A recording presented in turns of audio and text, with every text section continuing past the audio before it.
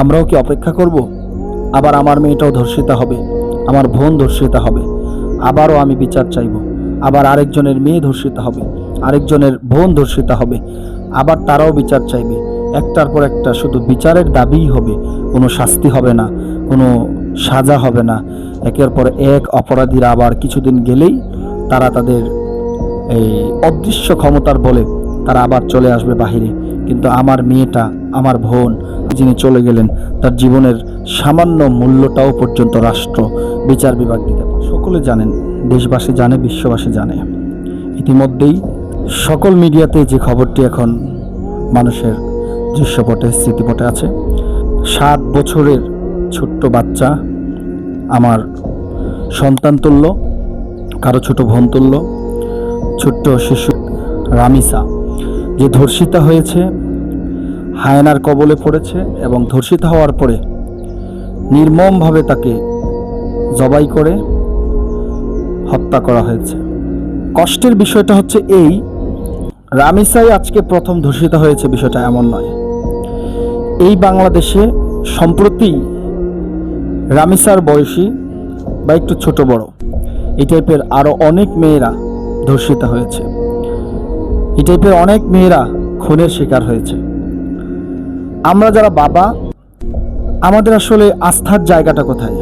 সরকার, বিচার বিভাগ আমাদের প্রতি কোনো জুলুম অন্যায় হলে ন্যায় বিচার কি আজও তারা আমাদেরকে দিতে পেরেছে? না রাষ্ট্র দিতে পেরেছে, না বিচার বিভাগ দিতে পেরেছে।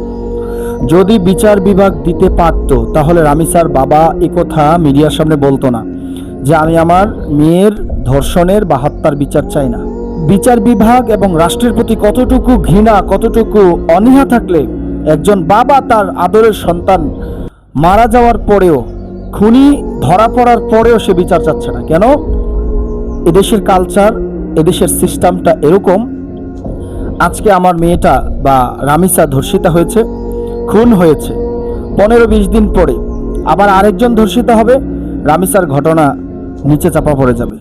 কিছুদিন পরে আবার আরেকটা ঘটবে, সেই ঘটনাও আবার ধামাচাপা হয়ে যাবে। একটার পর একটা ইস্যু আসবে, তার পূর্বের ইস্যুটা সেটা যতটাই মর্মান্তিক হোক না কেন, সেই ইস্যুটা ধামাচাপা দেওয়া হয়। আইন সেটাকে আর ভালোভাবে তদারকিও করে না, বিচার বিভাগ সেটা নিয়ে মাথা ঘামায় না, রাষ্ট্রের তো কোনো মাথা ব্যথাই নাই। যদি থাকতো বাবা হিসেবে তার সন্তানের বিচার চাইতো, কিন্তু তিনি বিচার চাচ্ছেন না। আজকে রামিসার বাবা এবং এর আগে আসিয়ারাও এদেশে ধর্ষিতা হয়েছে এবং তারা নির্মম মৃত্যুর শিকার হয়েছে। আমারও তো একটা কন্যা সন্তান আছে, মেয়ে আছে। যদি রামিসার বাবার বিচার বিভাগের প্রতি এরকম ঘৃণা থাকে, তাহলে আমারও সেই বিচার বিভাগের প্রতি ঘৃণা আছে। আমি জানি না আপনারা আমার সাথে একমত হবেন কিনা।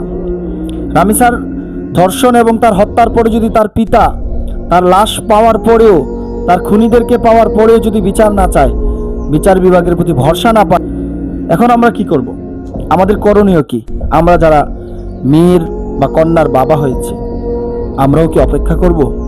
আবার আমার মেয়েটাও ধর্ষিতা হবে, আমার বোন ধর্ষিতা হবে, আবারও আমি বিচার চাইব। আবার আরেকজনের মেয়ে ধর্ষিতা হবে, আরেকজনের বোন ধর্ষিতা হবে, আবার তারাও বিচার চাইবে। একটার পর একটা শুধু বিচারের দাবিই হবে, কোনো শাস্তি হবে না, কোনো সাজা হবে না। একের পর এক অপরাধীরা আবার কিছুদিন গেলেই তারা তাদের এই অদৃশ্য ক্ষমতার বলে তারা আবার চলে আসবে বাহিরে। কিন্তু আমার মেয়েটা, আমার বোন তিনি চলে গেলেন, তার জীবনের সামান্য মূল্যটাও পর্যন্ত রাষ্ট্র বিচার বিভাগ দিতে পারে না। রামিসার হত্যাকাণ্ডের ঘটনাকে সঠিক তদন্ত সাপেক্ষে অল্প কিছুদিনের মধ্যেই বিচার যদি না করা হয়, তাহলে আগামীতে এদেশের বিচার ব্যবস্থা এবং রাষ্ট্রের প্রতি মানুষের আস্থা পাবে। যদি মানুষ বিচার বিভাগের প্রতি সম্পূর্ণ আস্থা হারিয়ে তাদের দেয়ালে পিঠ থেকে যায়, তখন মানুষ নিজের হাতে আইন তুলে নেওয়ার মতন কাজ করতে দ্বিধা করবে না।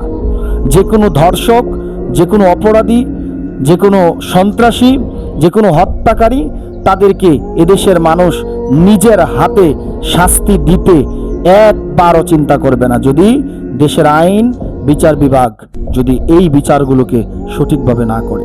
আমি আবারও একজন বাবা হিসেবে রামিসার বিচার দাবি করছি এবং দেশের প্রত্যেকটা ঘটে যাওয়া ঘটনার সঠিক তদন্ত সাপেক্ষে দ্রুতই কিভাবে বিচার করা যায় সে বিষয় নিয়ে যেন এদেশের নীতি নির্ধারকরা একটু কথা বলে সংসদে নিজেদের ঝগড়াবাদ দিয়ে একটু যেন রাষ্ট্রকে সুসংগঠিত করার জন্য, সংযত করার জন্য যেন তারা কাজ করে।